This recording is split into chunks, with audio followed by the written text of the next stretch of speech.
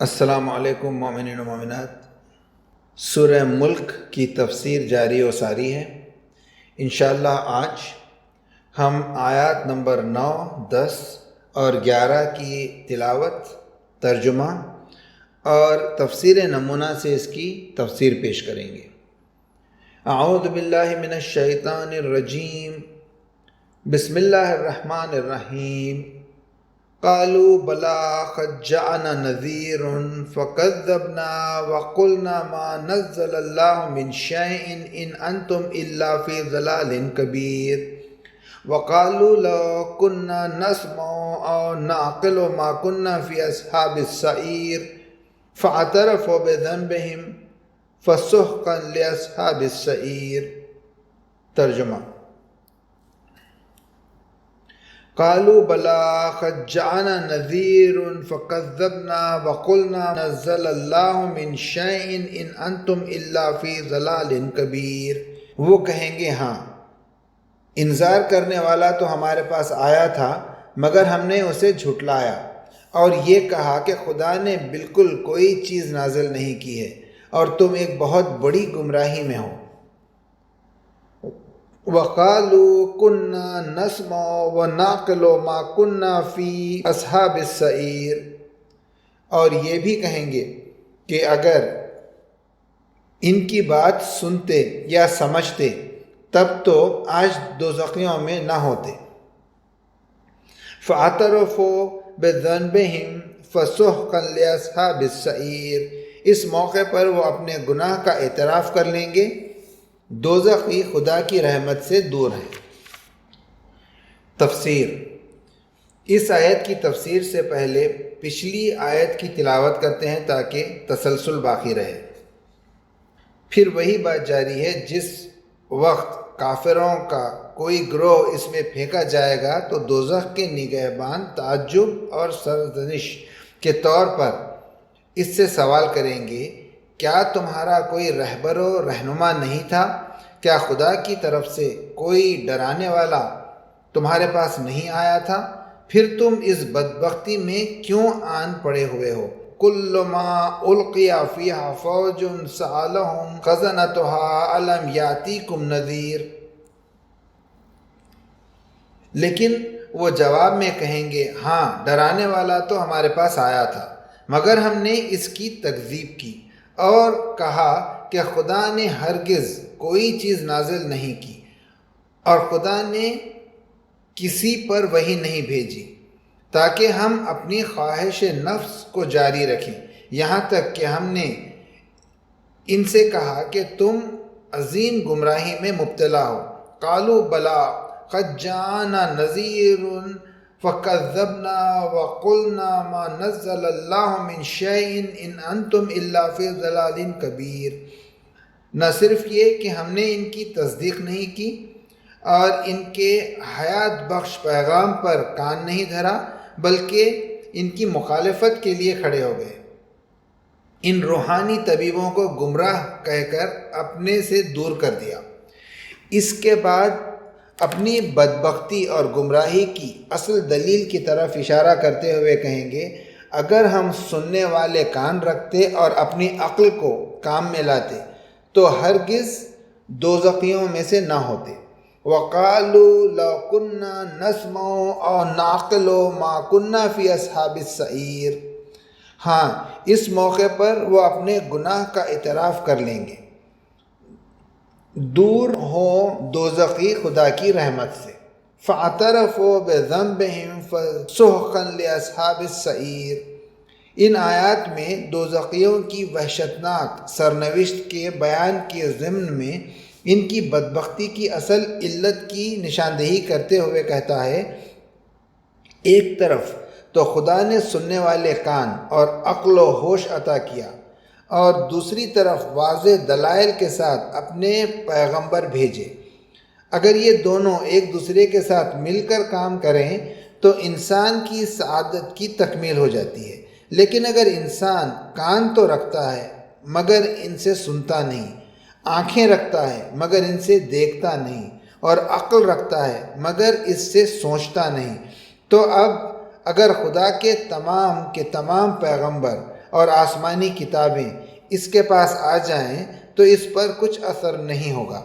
ایک روایت میں آیا ہے کہ ایک گروہ نے پیغمبر اکرم کی خدمت میں ایک مسلمان کی مدح و ثنا کی تو رسول اللہ صلی اللہ علیہ وآلہ وسلم نے فرمایا، کیف عقل الرجال، اس کی عقل کیسی ہے؟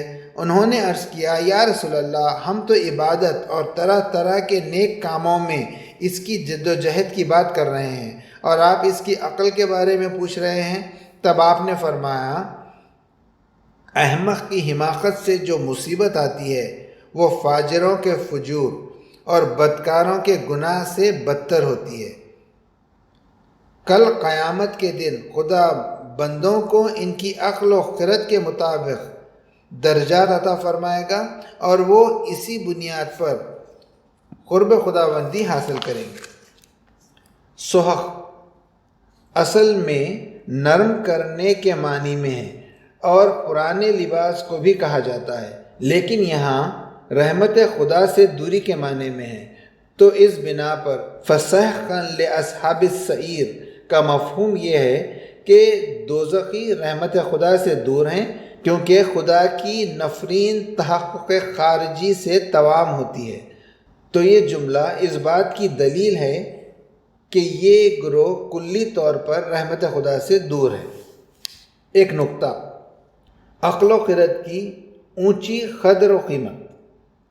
یہ پہلا موقع نہیں ہے کہ قرآن مجید عقل و خرد کی حد سے زیادہ قدر و قیمت کی طرف اشارہ کر رہا ہے۔ نیز دوزخیوں کا بنیادی گناہ اور ان کی بدبختی کا اصلی عامل اس خدائی قوت سے کام نہ لینے کو شمار کرتا ہے، بلکہ جو شخص قرآن سے آشنائی رکھتا ہے وہ جانتا ہے کہ اس نے مختلف مناسبتوں سے اس موضوع کی اہمیت کو آشکار کیا ہے۔ اس نے ان لوگوں کی دروغ بافیوں کے برخلاف جو مذہب کو دماغوں کی سمت اور سست کرنے کا ذریعہ اور عقل و خرد کی پرواہ نہ کرنے والا شمار کرتے ہیں، اسلام خدا شناسی اور سعادت کی اساس و بنیاد عقل و خرد پر رکھتا ہے، بلکہ جگہ جگہ اس کا روح سخن اولی الالباب صاحبان عقل اور اولی الابصار صاحبان بصیرت غور و فکر کرنے والے عقلاء کی طرف ہے۔ اسلامی منابع میں اس سلسلے میں اس قدر روایات وارد ہوئی ہیں جو حساب و شمار سے باہر ہیں۔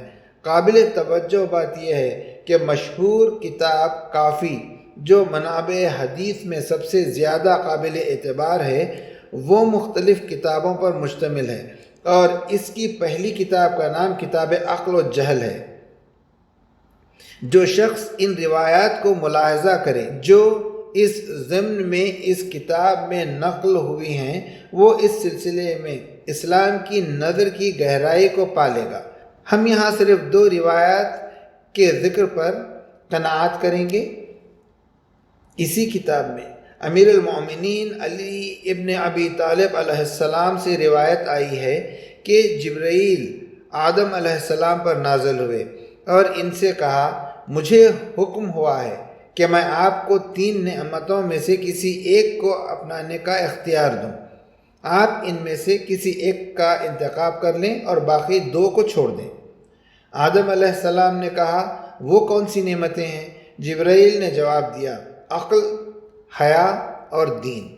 آدم علیہ السلام نے کہا، میں نے عقل کا انتخاب کیا ہے۔ جبرائیل نے حیا اور دین سے کہا، اسے چھوڑو اور اپنا کام کرو۔ انہوں نے کہا، ہم مامور ہیں کہ ہر جگہ عقل کے ساتھ رہیں اور اس سے جدا نہ ہوں۔ جبرائیل نے کہا، اب جب کہ یہ بات ہے تو پھر اپنی اموریت پر عمل کرو، اور اس کے بعد وہ آسمان کی طرف صعود کر گئے۔ یہ ایک ایسی لطیف ترین تعبیر ہے جو عقل و خرد اور حیا و دین سے اس کی نسبت کے بارے میں کی جا سکتی ہے، کیونکہ اگر عقل دین سے جدا ہو جائے تو وہ ذرا سی بات میں برباد ہو جائے گا یا انحراف کا شکار ہو جائے گا۔ باقی رہی حیا کہ جو انسان کو برائیوں اور گناہوں کے ارتکاب سے روکتی ہے تو وہ بھی معرفت و عقل و خرد کا نتیجہ ہوتی ہے۔